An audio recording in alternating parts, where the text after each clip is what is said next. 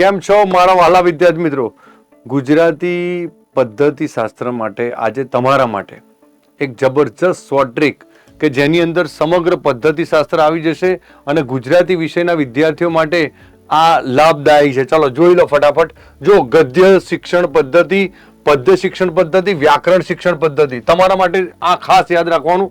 જો ફટાફટ જુઓ કે કથન જ્યારે શિક્ષક કરતો હોય તો એનો હાવભાવ યોગ્ય, આરો અવરો આ પદ્ધતિ બીજા વિષયમાં પણ કામ લાગે. યાદ રાખજો, શ્રેષ્ઠ રસ જગાડવા માટે પ્રાઇમરી અને સેકન્ડરી માટે ઉપયોગી છે.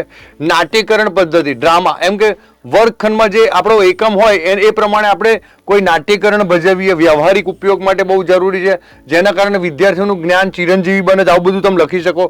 ચર્ચા પદ્ધતિ, ગંભીર કે વૈચારિક પાઠ હોય કે હાયર સેકન્ડરી, ટાટ હાયર સેકન્ડરીમાં આવી વસ્તુ કે જૂથ ચર્ચા પણ તમે કહી શકો આની અંદર, કે આના અંદર વિદ્યાર્થીઓમાં સહયોગની ભાવનાનો વિકસે છે. બરાબર, યાદ રાખજો. જો પદ્ય શિક્ષણ પદ્ધતિ, ગાન અને રસ દર્શન પદ્ધતિ, એની અંદર યાદ રાખો યોગ્ય રાગ અને લય સાથે શિક્ષક પોતે ગાઈને કાવ્યનું આસ્વાદ કરાવે છે. આદર્શ ગાન તો મહત્વપૂર્ણ છે, પરંતુ સાથે સાથે એનો રસાસ્વાદ કરાવવો જરૂરી છે. બરાબર. તુલના પદ્ધતિ, કમ્પેરેટિવ મેથડ. બરાબર. સમાન ભાવવાળી કવિતા, સમાન ભાવવાળી કવિતા એવી રીતે સિમ્પલ, જેમ કે કોઈ પણ કવિતા હોય, જેમ કે આપણે સમજીએ છીએ આ ભાવ જે પ્રેમનો ભાવ હોય, રાગ હોય, એવી રીતે અહીં પ્રેમનો ભાવ, એવી રીતે બે કાવ્યની તુલના કરવાની એ પદ્ધતિ છે.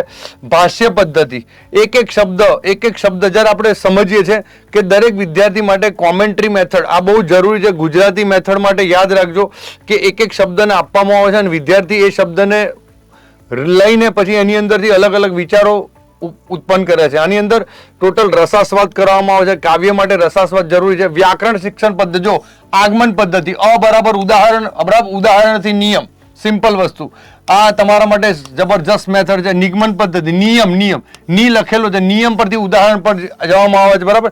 ભાષા સંસર્ગ પદ્ધતિ, આમાં પુસ્તકમાં સંધિ, જોડણી, સમાસ, વ્યાકરણના એવા નિયમો છોડી અને ગોખણપટ્ટીને છોડીને ડાયરેક્ટ એને પ્રોપર વાસ્તવિક જ્ઞાન આપીને ભાષા સંસર્ગ દ્વારા ડાયરેક્ટ આ બધા ટોપિક ભણાવવામાં આવે છે. બરાબર.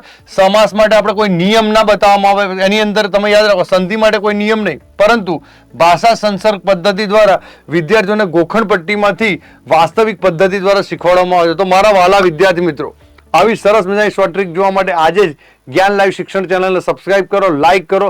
જય હિન્દ, જય ભારત, જય જય ગરવી ગુજરાત.